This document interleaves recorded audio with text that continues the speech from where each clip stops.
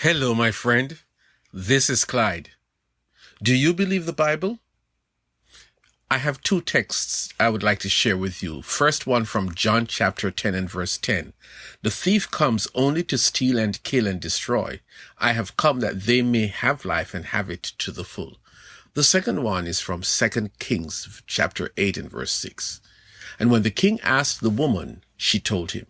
So the king appointed a certain officer for her, saying, Restore all that was hers and all the proceeds of the field from the day that she left the land until now.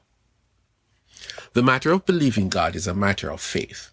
For many people, it is hard to believe in something or someone that is not determined by modern features, a body, a residence, a life that ordinary people can verify. It is a matter of faith, especially as the Bible itself speaks on the matter. By faith, we understand that the universe was formed at God's command, so that what is seen was not made out of what was visible. It is really faith because there was no news team present to record and report on what was happening when the world was created. We have no photographs to support the story. This is where faith comes in, and faith tells us that the world was created just as it is in the Bible. Do you or do you not believe? Whether you do or not, the person of faith says that it doesn't matter because that is what happened. Faith makes you step outside of the conventional requirements as facts and evidence and causes you to say that I am confident that this thing I hope for will happen, or that I have an assurance that something is, even though I cannot see. Faith is exciting. It is fun believing in God, pleasing God, and knowing that what God is saying that it is true. The first text tells us two things. Firstly, a predator, a thief, an illegal person comes in our lives to steal, kill, and destroy. That is pretty devastating and quite a horrible thing to experience. The next sentence says, I have come that they may have life and have it to the full. Seems to me that the speaker, and in this case it is Jesus, is saying that this bad person he calls a thief invades your world and causes havoc, leaves behind mayhem, turmoil, pain, loss. The question that is asked after that happens is, what next? This is where Jesus comes in. This is where faith comes in. Jesus said something that speaks to reversal, recovery, restoration, resurrection. What supporting documents do you have that Jesus' words will come true? He is asking you to have faith in him. Well, let me share a Bible story, and this is the story from which the second text comes. In ancient Israel, there was a woman who got a message from a prophet named Elisha that she should take her family outside of the country because there was going to be a famine, which is a severe shortage of food. She left and lived outside of Israel for 7 years, and then she returned home.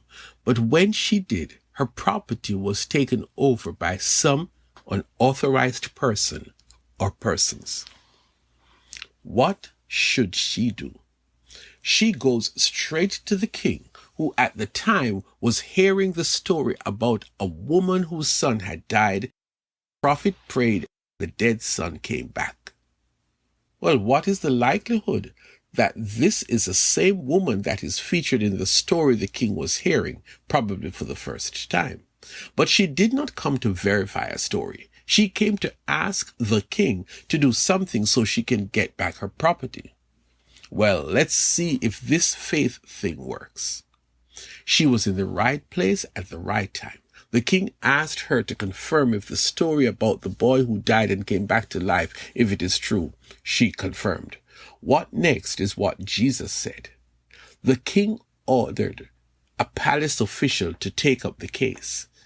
It happened just as what the king had instructed to do. The woman was given back her property, everything that was captured while she was living away from her home, and income that would have been accrued while she was away. Jesus tells us that the thief comes to harm. Jesus comes to reverse and refresh and renew all that has been affected by the actions of the thief. But the bridge between the two statements is this invisible thing called faith. Let me share something I found in an internet article.